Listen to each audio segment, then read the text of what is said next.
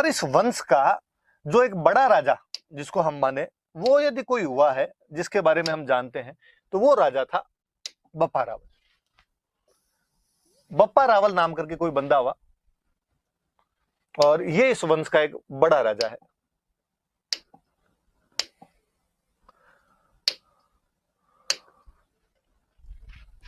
देखो, तो इसके बारे में हमें सबसे अधिक जानकारी यदि किसी के बारे में मिलती है तो बप्पा रावल के बारे में मिलती है कि गोहिल वंश का सबसे प्रतापी राजा हुआ था तो बप्पा रावल हुआ। और आगे वाले जितने भी राजा हुए उन सब ने अपनी वंशावली कहीं ना कहीं से शुरू की, तो बप्पा रावल से शुरू की, तो इसको एक बड़े राजा के रूप में अपने आप में मान्यता मिल गई। हम देखते हैं इसके बारे में, देखते हैं कौन था क्या था, पढ़ते हैं इसके बारे में अपने। तो देखो, एक पहली एक चीज निकल के सामने आई कि इसका वास्तविक नाम क्या था। तो जब ये आता है, वास्तविक नाम आता है, तो अपने दिमाग में आई फिर ये क्या है, बप्पा रावल लिखा हुआ है, ये क्या है, ये नाम नहीं है। तो हमने कहा कि नहीं साहब, ये नाम नहीं है। तो इसका एक्चुअल नेम क्या था, कि इसका एक्चुअल नेम तो काल भोज था।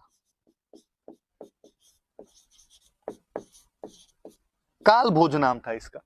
तो फिर ये बप्पा रावल क्या है, तो बाद में किसी ने समझाने वाले ने बताया, बाद में इतिहासकारों ने कहा, बाद में गौरीशंकर हीराचंद ओझार जो आए उन्होंने कहा कि मेवाड़ में बाद में जितने भी राजा हुए थे उनको रावल कहते थे, राजाओं की उपाधि थी। वास्तव में एग्जैक्टली ये शब्द होता है राजकुल, जो राजकुल से संबंधित है वो रावल हो गए। ऐसी कई उपाधियां मिलती है, जैसे किसी की महारावल मिल जाती, तो महाराजकुल से संबंधित है वो महारावल हो गए, जो राजकुल से संबंधित है वो रावल हो गए।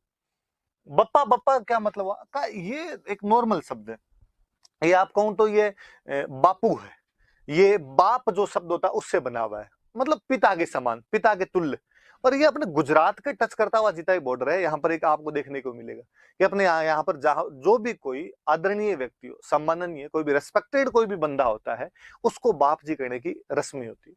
अक्सर मेवाड़ साइड में आज भी किसी मंदिर में जाके आते हैं तो भगवान के लिए बाप जी शब्द का इस्तेमाल करते हैं, और वहां कभी यूं नहीं कहते भाई हम मंदिर जाके आए या देवता के जाके, बाबू जी के जाके आए थे, बाप जी के जाके आए थे। आप और नोटिस करना कभी कि महात्मा गांधी को बापू कहते हैं, तो महात्मा गांधी को बापू इसलिए नहीं कहते कि डोकरे थे।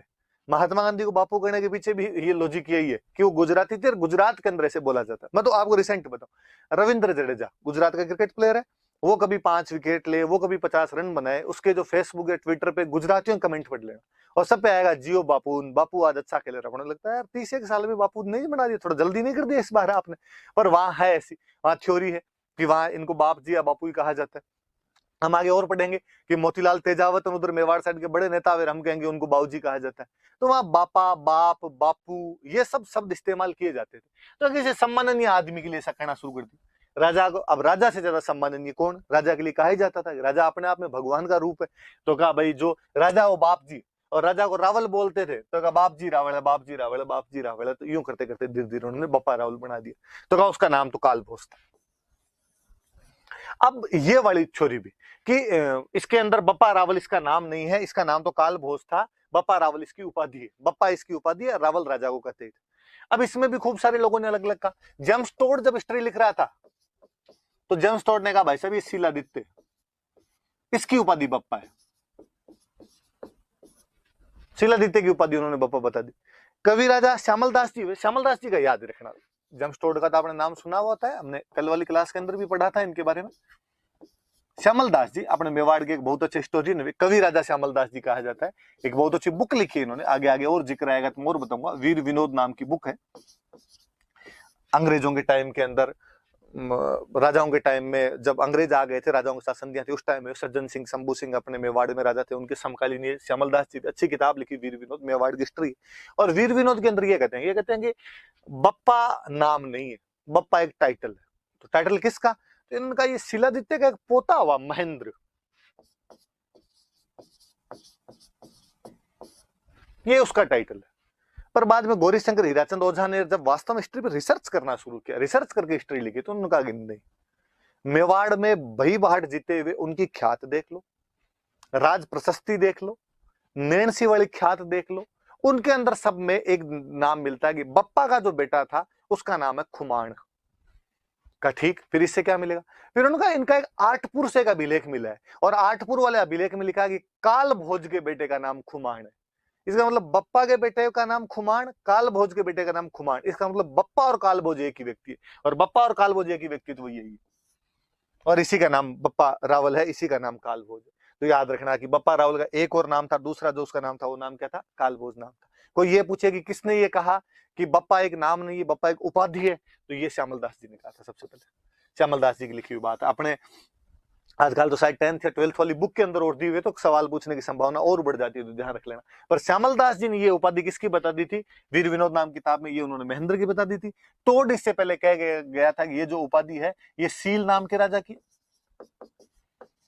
जो शिलादित्य हमने पढ़ा था उसकी उपाधि है। और हमारे जो ओझा जी हैं, ओझा जी ने ये उनका कहा है, तो ये थोड़ा ध्यान रखना कि किसने इनका नामकरण किया है या किसने इनके बारे में ये कहा है। तो गौरी शंकर हीराचंद ओझा नाम करके अपने राजस्थान में एक हिस्टोरियन हुए हैं, आजादी वाले साल में डेथ हो गई थी, वो शानदार हिस्टोरियन हुए। और राजस्थान की हिस्ट्री को सबसे पहले भले ही वैसे जेम्स टोड ने कंक्लूड किया था, लेकिन रिसर्च के आधार पर, आधुनिक जो शोध हुए उनके आधार पर यदि किसी ने कंक्लूड करने का प्रयास किया था तो वो अपने ओझा जी थे। तो ओझा जी ने इसके बारे में ये बात बताई, तो ये थोड़ी याद रख लेना आप बात। इसके बाद में और आगे बढ़ते हैं अपने, इसके बाद आगे चलते हैं। तो ये तो आ गया भाई वास्तविक नाम क्या था, तो हमने बता दिया भाई काल भोज इसका वास्तविक नाम था। अब दूसरी बात आई कि विक्ट्री कैंपेन, कि इस बंदे ने कहां कहां लड़ाइयां की थी, कहां कहां पे रहा था। ये बातें तो वापस का कि पहले ये पता लगाओ था कौन ये। तो फिर कईयों ने कहानी सुनानी शुरू की, और कईयों ने कहा कि एक ऋषि हुआ करते थे हारित, सेंट हारित थे, हारित ऋषि थे। और जो हारित ऋषि थे वो यहां नागदा में रहा करते थे। उदयपुर के अंदर एक नागदा नाम की जगह है, और वो नागदा के अंदर रहा करते थे। और ऐसा कहा गया कि बापा रावल जो था वो उनकी गायें चराया करता था। हरित ऋषि जो थे वो महादेव जी के भक्त थे, और बापा रावल उनके वहां पे रहता था, वो गायें वायें रखते होंगे तो उनकी गायें चराया करता था। फाइनली जब हरित ऋषि का अंतिम टाइम आया तो उन्होंने बापा रावल को पूछा कि मांग, जो मांगेगा वो मिल जाएगा। बापा रावल ने कहा कि यार थोड़ा ढंग से जुगाड़ कर दो रहने खाने पीने का, तो मेरा थोड़ा ठीक हो जाए। और कहते हैं कि हरित ऋषि ने वहां पर एक देवी हुआ करते थे राठासन, राठासन देवी की पूजा की।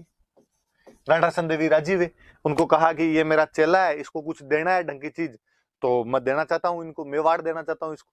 राठासन माता ने कहा मेरे पास नहीं है, इसके लिए तो फिर थोड़ा और तपस्या करनी पड़ेगी। और किसकी, तो महादेव की तपस्या कर। उनको महादेव का तो मैं भक्त हूँ, तो बस उनको राजी कर। तो कहते उन्होंने महादेव को राजी किया, और महादेव को राजी किया, और महादेव का भाई मेरे चेले को ऐसे ऐसे मेवाड़ का राज्य देना है। महादेव जी ने उनको हाँ भर ली, हाँ भर ली, तो कहते हैं कि उनको राज्य मिल गया। तो अपने सिंपल अपने कोई पूछ ले कि भाई बापा रावल को मेवाड़ का राज्य किसके आशीर्वाद से प्राप्त हुआ, तो हरित ऋषि के आशीर्वाद से प्राप्त हुआ। देवी के नाम वगैरह याद रहे नहीं रहे, ये याद रखना कि किसके आशीर्वाद से मेवाड़ का राज्य प्राप्त हुआ, तो हरित ऋषि के आशीर्वाद से मेवाड़ का राज्य प्राप्त हुआ था। किसको, तो बप्पा रावल को हुआ था। ये उनकी गायें चराया करता था, कहा जाता है। कुल मिला उनका शिष्य था, उनका फॉलोवर था ये बंदा, हरित ऋषि का फॉलोवर था, ये थोड़ा याद रख लेना। अब तो फिर बात आई कि ये तो नागदा के अंदर रह रहे थे, तो मेवाड़ का राज्य मतलब क्या मिला इनको, तो कहा इनको चित्तौड़ मिला। तो फिर क्वेश्चन बना, तो फिर चित्तौड़ का राजा कौन है, उस समय चित्तौड़ का राजा कौन था। तो फिर अपने को फिर जब अभिलेख वगैरह आगे देखते हैं तो पता चलता है कि चित्तौड़ में उस समय एक राजा था मान मोरी, और हम कहते हैं मोरी मौर्य है। चंद्रगुप्त मौर्य, अशोक मौर्य जो हुए थे उनकी कोई एक ब्रांच यहाँ पे रहती होगी, और वो लोग यहाँ पे रहते होंगे। ये वहां पे राजा हुआ करता था, चित्तौड़ का राजा हुआ करता है। और कहते हैं कि बापा रावल ने इस पर हमला किया, मान मौर्य पर हमला किया, और मान मौर्य पर हमला करके उसे चित्तौड़ छीन लिया था। ये घटना है 734 की, 734। ये याद रखना, ये कोई पूछ लेगा कि बापा रावल ने चित्तौड़ का किला किससे छीना था, तो मान मौर्य से छीना था। कब छीन लिया था, तो 734 एडी में छीन लिया था। किसके आशीर्वाद से छीन लिया था, तो हरित ऋषि जो थे, हरित ऋषि के आशीर्वाद से छीन लिया था। ये तमाम बातें याद रखनी। अब वो भले उसने वो छीन लिया था, वो वहां का चित्तौड़ उसने अपने कब्जे में ले लिया, पर चूंकि वो नागदा के अंदर रहा करते थे, इसलिए उसने कहा अपनी राजधानी जो नागदा ही है, राजधानी अपने चित्तौड़ नहीं बनाएंगे, राजधानी तो नागदा ही रखेंगे। तो उसने राजधानी तो अपनी कौन सी रख ली, नागदा ही रख ली। अब चूंकि हरित ऋषि का शिष्य था, हरित ऋषि महादेव जी के भक्त थे, तो उसने कहा फिर मैं यहाँ पे नागदा में महादेव जी का मंदिर बनवाऊंगा। और कहते हैं कि उसने यहाँ पे एकलिंग जी का मंदिर बनवाया। एकलिंग जी कौन, तो एकलिंग जी भगवान महादेव, भगवान शंकर, भगवान शिव, बम बम बोले जो एकलिंग जी, तो उनका मंदिर यहाँ पर बनवा दिया। कहते कौन सी जगह वो एग्जैक्टली, तो एकलिंग जी का मंदिर बनवाया। भगवान शंकर कहाँ रहते हैं? तो हम कहते हैं कैलाश पर्वत पे रहते हैं। तो नागदा के पास में जो एग्जैक्टली वो जगह, उसका नाम ही पड़ गया कैलाशपुरी, कि कैलाशपुरी नाम की जगह पर उन्होंने ये मंदिर बनवाया था। तो कैलाशपुरी ऑप्शन में है तो भी सही मान लेना, और नागदा ऑप्शन में है तो भी सही मान लेना। है कहां पे जगह ये याद रखना, तो ये जगह उदयपुर के अंदर आपकी पड़ती है, वहां पर इन्होंने एकलिंग जी का मंदिर बनवाया। अब थोड़ी सी मैं एक बात पर आगे और जाऊं। अब एकलिंग जी को बनवा दिया, बप्पा रावल ने मंदिर बनवाया। बप्पा रावल इस वंश का प्रतापी राजा हुआ। उसके बाद वालों ने सबने अपने आप को बप्पा रावल के वंशज बताया। बप्पा रावल जब उनका भक्त था तो आगे वाले भी उनके भक्त थे, और भक्त भी कितने बड़े कि इन्होंने कहना शुरू किया कि राजा हम नहीं है। कोई जाके पूछता मेवाड़ के राजा से कि आप मेवाड़ के राजा हो गए? नहीं नहीं साहब, क्या बात कर दी आपने, हम कोई मेवाड़ के राजा नहीं। तो मेवाड़ का राजा कौन है? मेवाड़ के राजा एकलिंग जी। मेवाड़ के राजा तो भगवान शंकर महादेव जी। तो तुम यहाँ क्या कर रहे हो फिर बैठे बैठे? कहा हम तो उनके प्रधानमंत्री हैं, उन्होंने हमें काम दिया थोड़ा, और हम तो काम कर रहे हैं वैसा भागी। और उन्होंने अपने आप को पीएम करना शुरू कर दिया, एकलिंग जी का पीएम करना शुरू कर दिया। और पीएम को उस टाइम बोलते थे दीवान।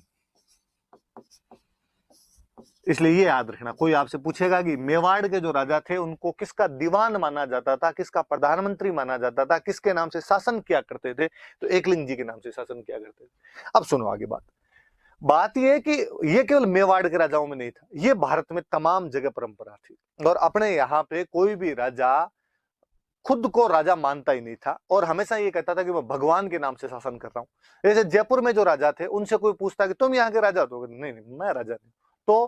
तो यहाँ के राजा जो है वो तो गोविंद देव जी भगवान। तो तुम कौन हो? तो मैं उनका दीवान। कोई बीकानेर जाता, बीकानेर जाके पूछता है राजाओं से कि तुम यहाँ के राजा हो? अरे अरे क्या बात करती है आप, मैं राजा कैसे हो सकता हूँ? तो राजा कौन है? तो राजा तो यहाँ के लक्ष्मीनाथ जी है। तो तुम कौन हो? तो मैं तो इनका दीवान। तो अपने यहाँ पे राजा हमेशा खुद को भगवान के अंतर्गत काम करने वाला, उनके मातहत काम करने वाला, उनके अंडर काम करने वाला मानते थे, अपने को उनके दीवान कहा करते थे। और दीवान का मतलब एक तरीके से प्रधानमंत्री होता है। अब ये जो बात है इसको बोलते हैं राजत्व का दैवीय सिद्धांत, डिवाइन थ्योरी ऑफ किंगशिप, कि राजा अपने आप को देवीय स्वरूप मानता था, देवता का अंश खुद के अंदर माना करता था। मतलब अपने तो इवन भारत की परंपरा कितनी आगे बढ़ी होगी कि जब मुस्लिम राजा यहाँ पर आ गए थे और उन्होंने भी खुद को, कि बलबन जब यहाँ पे राजा बनता है तो वो खुद को कहता है कि मैं भाई ईश्वर की छाया हूं, वो जिल्ले इलाही कहना शुरू कर दिया था अपने आप को। आगे जब हम अकबर के बारे में पढ़ते हैं तो अकबर के बारे में अकबर कहता है फर्रे इज़्दी, अबुल फजल जब उसके बारे में लिखता था, मतलब मुस्लिम राजाओं ने भी कहीं ना कहीं सिद्धांत को अपना लिया था और अपने में देवीय स्वरूप, अपने में जो डिवाइन थ्योरी है उसको मानना शुरू कर दिया था, जो किंगशिप का सिद्धांत है उसको मानना शुरू कर दिया था। तो ये थोड़ा सा याद रख लेना आप कि ये अपने राजत्व का देवीय सिद्धांत होता है, ये डिवाइन थ्योरी ऑफ किंगशिप होती है, और इसके अंतर्गत जो राजा थे वो खुद को देवताओं का रूप मान लिया करते थे। और ये सही भी है चीज। होता क्या है कि पहले कबीले हुआ करते थे, कोई एक कबीला है जिसके अंदर सारे लोग रहते हैं, सब बराबर हैं, और अचानक उनमें से एक शक्ति बटोरता है, शक्ति बटोर राजा बन जाता है। अब जो राजा बनेगा वो टैक्स लेगा। तो टैक्स लेने की जब बारी आई तो उसने जाके अपने साथी भाई बंधु जो अब तक उसके साथ थे उनको जाके कहा कि तुम टैक्स दो, मैं तुम्हारा राजा हूं। बराबर वाले को तो कौन एक्सेप्ट कर ले? अपने से कभी नहीं। अपना कोई अचानक अपना साथी कोई इतना बड़ा बन जाए तो अपने को यूं फील होने लग जाता है कि यार तो इतना बड़ा आदमी थोड़े हो गए, और बराबर वाले उसको मानते नहीं तो कोई टैक्स नहीं दे। तो ये लोगों ने थ्योरी निकाली हुई थी कि जो यूं थोड़ा बड़ा आदमी बनता है वो बाद में अपने साथ वालों को जाग करता है। ऐसे बापा रावल बना होगा तो बापा रावल ने जाग कहा होगा कि देखो भाई, वैसे तो मैं तुम्हारा साथी हूँ, मैं तुम्हारे साथ रहने वाला हूँ, पर हुआ क्या कि रात मेरे सपने में भगवान शिव जी आए, और भगवान शिव जी ने कहा कि देख बापा रावल, मत हो गया आजकल बूढ़ा यार, पार पड़ती नहीं, और पूरा संसार मुझे देखना पड़ता है, ठेठ ऑस्ट्रेलिया न्यूजीलैंड ही मैं जाके देखूं, इधर कोई युगांडा रवांडा तवांडा ही मुझे देखने पड़े। तो कम से कम यार ये मेवाड़ वाला इतना सा पोर्शन तो तू देख ले, तू मेरा भक्त है, यहाँ से तो टैक्स ले लिया कर। मैंने कहा भगवान मैं कौन होता हूँ लेने वाला? तो उन्होंने कहा कि तू तो इन लोगों से जाके टैक्स मांग ले। पर मैंने कहा ये नहीं देंगे तो कहा फिर मैं अपने आप देख लूँ। तो देख लो भाई लोगों, यदि तुम टैक्स दे रहे हो तो ठीक, नहीं दो तो तुम जानो ना, महादेव जी जाने। बाकी मैं तो केवल ये टैक्स महादेव जी की तरफ से मांगने के लिए। जनता ये थोड़ी बोली हुआ करती थी उस टाइम, और जनता ने कह दिया जब साहब महादेव जी खुद इसके सपने में आ गए, खुद वो ही कह गए देने के लिए, फिर अपने देने में क्या हर्ज है। और वो लोग टैक्स वगैरह इजीली दे दिया करते थे। और धीरे धीरे थ्योरी बन गई कि राजा को देवीय रूप माना जाने लगा, ताकि लोगों का उसमें विश्वास जमा रहे, लोगों को लगे कि इस पे कोई संकट आएगा, इसका मतलब राज्य पे संकट आएगा, राज्य पे संकट आएगा तो वो जो देवता है जिसके नाम से शासन करता है वो हमारी रक्षा कर देगा। तो ये बात याद रखना, कोई इंटरव्यू वगैरह में भी पूछ ले, मेंस में भी पूछ ले, प्रीलिम्स के अंदर कोई पूछ ले, सारी बात याद होनी चाहिए कि वो अपने को किसका दीवान मानता था। तो एकलिंग जी का दीवान मानता था। और उसने मंदिर कहाँ पे बनाया? तो आप नागदा का दो, कैलाशपुरी का दो, किसका मंदिर बनाया? तो एकलिंग जी। और थोड़ी सी याद रखना, ये एक संप्रदाय चलता है, अपने आगे संप्रदाय पढ़ेंगे तब और पढ़ लेंगे। लकुलिस, लकुलिस संप्रदाय का मंदिर है। जो शिव जी के सेक्ट हुए, शिव जी के जो संप्रदाय हुए, उनके अंदर कोई एक लकुलिस संप्रदाय हुआ। तो उन लकुलिस संप्रदाय का जो पुजारी था वो हरित ऋषि हुआ करते थे। हरित ऋषि लकुलिस संप्रदाय वाले महादेव जी को मानते थे। क्योंकि बापा रावल उनका शिष्य था, उनका फॉलोवर था, इसलिए बापा रावल ने भी उनका एकलिंग जी का यहाँ पे मंदिर बनवा दिया था। और उसने हरित ऋषि के आशीर्वाद से किसको हरा दिया था? तो मान मौर्य को हरा दिया था। कब हरा दिया था? तो 734 ईस्वी में। और किस पे कब्जा कर लिया था? चित्तौड़ पे कब्जा कर लिया। जब हम इसके विजय अभियान के बारे में पढ़ते हैं, विक्ट्री कैंपेन के बारे में पढ़ते हैं, तो एक विक्ट्री कैंपेन तो ये हुआ अपने आप के अंदर कि उसने यहाँ पे चित्तौड़ पे कब्जा किया था मान मौर्य को रखे 734 में। और यहाँ पे नागदा उसकी राजधानी नागदा ही रखी, राजधानी चेंज नहीं की उसने, राजधानी नागदा ही थी। और नागदा के अंदर ही उसने, नागदा के पास में कैलाशपुरी नाम की जगह पे एकलिंग जी का मंदिर बनवाया। खुद को एकलिंग जी के नाम से शासन करता था, दीवान मानता था, इसलिए मेवाड़ के तमाम राजा बाद में खुद को एकलिंग जी का दीवान करते। तो और मैं आपको यदि थोड़ा सा और कर बताऊं तो आपने कभी महाराणा प्रताप का बहुत एक फेमस सा गीत अक्सर लोगों के मोबाइल में बजता रहता है, हल्दी घाटी रो समर लड़े वो महाराणा प्रताप कट है। उसके अंदर बाकायदा एक लाइन है, उसके अंदर आएगा कि वो एक लिंग दीवान कट है। मतलब महाराणा प्रताप के लिए भी एक लिंग दीवान शब्द का इस्तेमाल किया गया। एक लिंग दीवान कौन? एक लिंग दीवान राजा। राजा कौन उस टाइम? तो महाराणा प्रताप। तो मेवाड़ के राजाओं को किसका दीवान मानते थे? तो एक लिंग जी का दीवान मानते थे। अब चूंकि ये बड़ा राजा बना तो इसने कहा भाई गुहिल के चांदी के सिक्के मिले अपने को, शिलादित्य का अपने को तांबे का सिक्का मिला, इसने कहा चलाए तब तो सोने की चलाए, वरना तो मतलब ही क्या हो।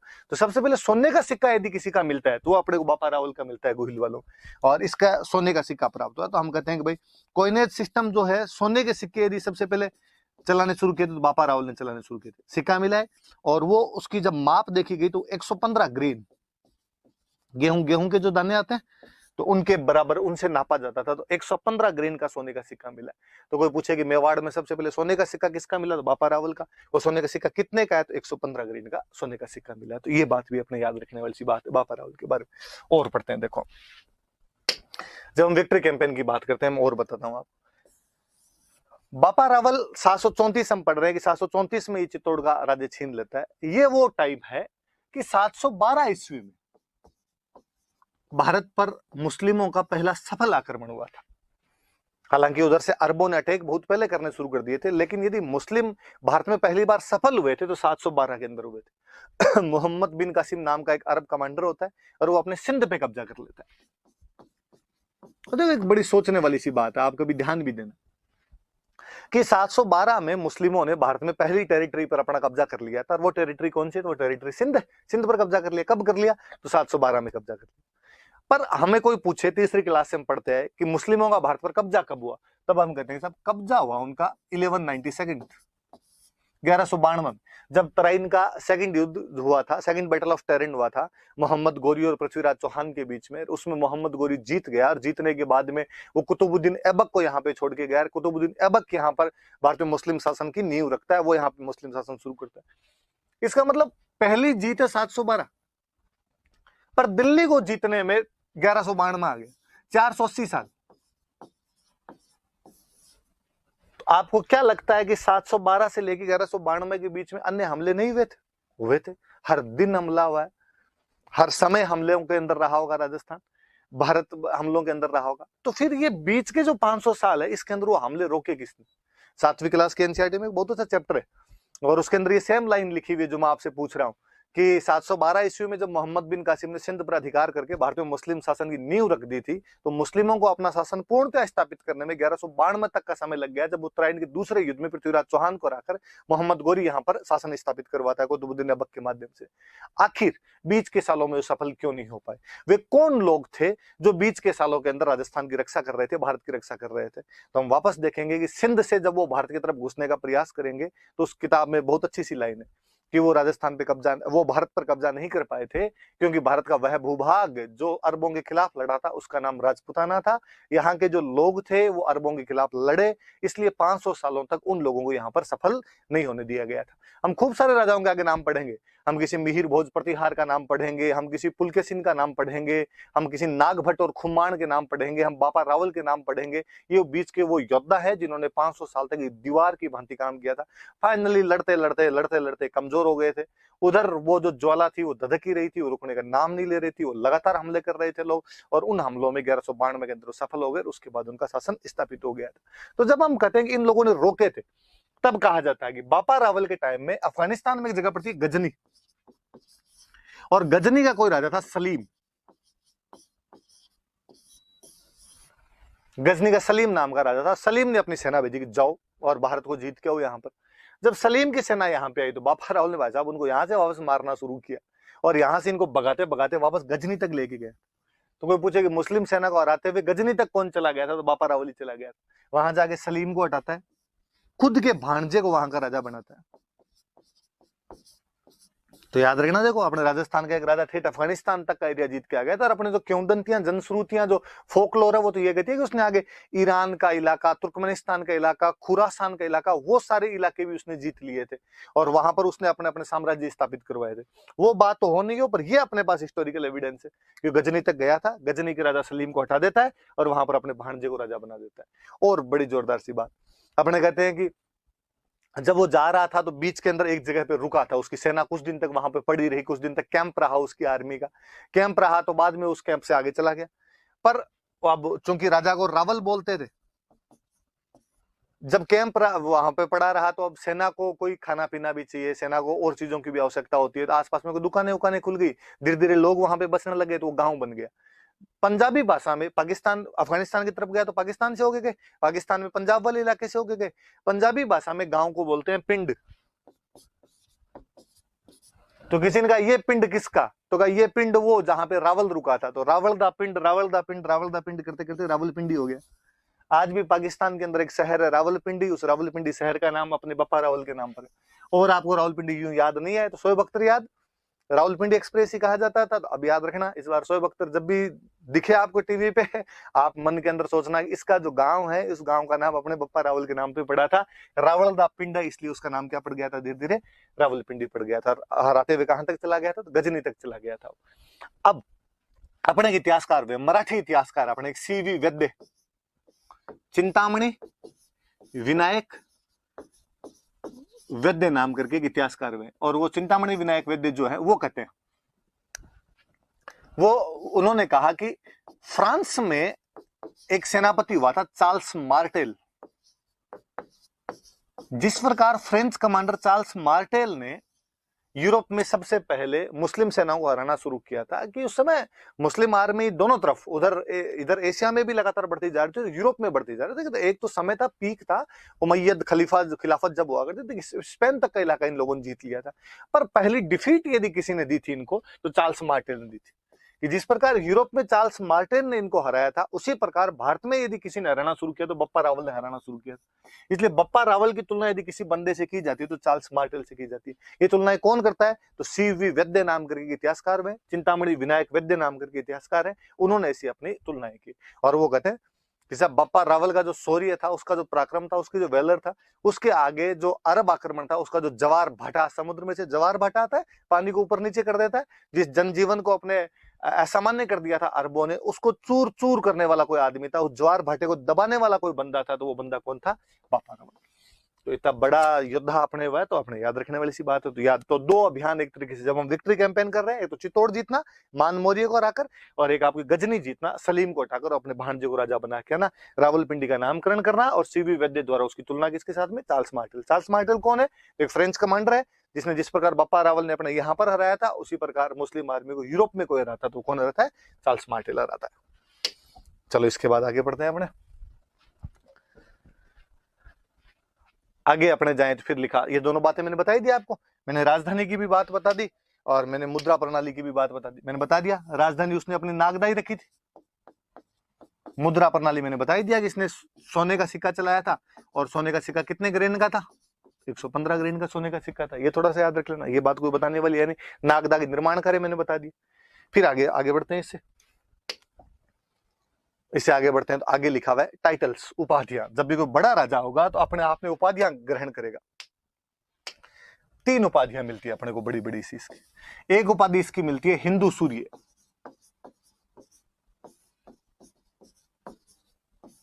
एक उपाधि अपने को इसकी मिलती है राजगुरु, एक उपाधि अपने को इसकी मिलती है चकवे। फिर आएगा इनका मतलब क्या है, हिंदू सूर्य का, राजगुरु का, चकवे का मतलब हिंदू सूर्य तो सामान्य सी बात कि मुस्लिम आक्रमण हो रहे थे और यदि वो सफल हो जाते तो तुम्हारे अंधकार ही अंधकार हो जाता। वो तो मैं हूं जिसने हिंदुओं को बचाया है, उस अंधकार से बचाया। मैं हिंदुओं का सूरज हूं। जिस प्रकार सूरज अंधकार को समाप्त कर देता है, वैसे मैंने जो मुस्लिम आक्रमण हुए थे उनको समाप्त कर दिया, हिंदुओं की रक्षा की। तो हिंदुओं की रक्षा करने की वजह से उपाधि क्या होगी, हिंदू सूर्य। और आगे आप देखो कि मेवाड़ में जितने राजा हुए उनको हिंदू सूर्य कहा गया। और थोड़ा सा हमने राजस्थान टच देता हुआ अपना शब्द बनाया, हमने कहा हिंदुआ सूरज। तो हिंदुआ सूरज की उपाधि किसकी थी, तो मेवाड़ के राजाओं की थी। मेवाड़ के राजाओं में सबसे पहले किसने धारण की थी, तो बापा रावल। अब उसने जब वो हरा गया तो उसने कहा मैं राजगुरु, मैं सब राजाओं का गुरु, किसी को कोचिंग चाहिए कैसे हराने हो तो मेरे पास आके कोचिंग कर लेना। चकवे, ये वास्तव में अपने हिंदी का एक शब्द होता है, इसका मतलब होता है चक्रवर्ती। चक्रवर्ती का मतलब क्या, चक्रवर्ती का मतलब इसने चारों दिशाएं जीत ली। तो चारों दिशाओं में जाके जीत के आ जाता था, उसको अपने बोलते थे चक्रवर्ती। सारी डायमेंशन जो जीत ली, अपने आसपास में सबको हरा दिया, उनको चक्रवर्ती कहते हैं। चक्रवर्ती सम्राट है भाई ये तो। और चक्रवर्ती सम्राट होते पहले जब अश्वमेध यज्ञ करवाया करते थे, वो चक्रवर्ती का आपने जब अपना वर्जन बनाया था, हमने उसका वर्जन बना दिया अपना चकवे। तो तीन उपाधि याद रख लेना। अब वो चारों तरफ जीत रहा है, चित्तौड़ अपने पास वाला जीत रहा है, ठेठ गजनी तक जाके जीत कर। मैंने कहा कि उदंतियां तो कहती है कि उसने ईरान, इस्पाहान और खुरासान तक का इलाका जीत लिया था। इससे बड़ा तो चारों तरफ का क्या ही जीतेगा। तो उसकी उपाधि क्या हो गई, चकवे उपाधि हो गई थी, राजगुरु हो गई थी, हिंदू सूर्य हो गई थी। तो बापा रावल के बारे में इतनी सारी बातें हमने पढ़ी। अब इससे आगे पढ़ते हैं अपने। तीन उपाधियां याद रख लेना, नाम याद रखना उनकी। अगला राजा कौन है अपना, ये थोड़ा सा बापा रावल की फोटो है, थोड़ा आप और देख लेना। वैसे तो मैंने डिस्क्राइब कर ही दिया था, लेकिन फिर भी मैं थोड़ा समझा दूं कि ऐसा कहते हैं कि ये हरित ऋषि है, कि वो जब स्वर्ग में जा रहे थे उस समय उन्होंने, बापा रावल उनसे प्रार्थना कर रहा है कि मालिक मुझे कुछ दीजिए। हरित ऋषि कहते हैं कि जा, चित्तौड़ का राजा तुझे मिल जाएगा। ये देखो गायें चर रही, तो हम जो कहते हैं कि हरित ऋषि की गायें चराया करता था। मैंने बताया कि पहले वो एक देवी की तपस्या करते हैं, ये वो राठासन देवी है जिनकी तपस्या करता है। मैंने कहा कि उन्होंने कहा कि महादेव जी की पूजा करो, तो ये इधर शिवलिंग बनाओ और महादेव जी की पूजा करते हैं। तो ये सारी बातें इस बहाने आपके याद रह जाए। चूंकि ये राजा है, वहां का राजा बन गया, इसलिए देखो पीछे एक छत्र लिए वो बंदा खड़ा है अपने आप में। तो ये थ्योरी पूरी याद रखना आप कि हरित ऋषि के आशीर्वाद से और एकलिंग जी के वरदान से, एकलिंग जी के आशीर्वाद से बापा रावल ने चित्तौड़ जीत लिया था। तो बापा रावल थोड़ा याद रह जाए। गाय दिख रही है आपको तो गाय चराने वाली बात याद रह जाए। आरपीसी अपने कुछ ही पूछ ली थी, कभी उठा के पूछ ले कि भाई गाय चराने वाली बात जो है वो कौन से राजा के बारे में कही जाती, तो बापा रावल के बारे में कही जाती। ऐसी कहानियां क्यों दंतियां बन जाती। बाकी राजा था ये नागदा का, और नागदा से जाके चित्तौड़ पे भी मान मोरी को हरा के वहां पे कब्जा कर लेता है 734 में। चलिए इसके बाद आगे बढ़ते हैं।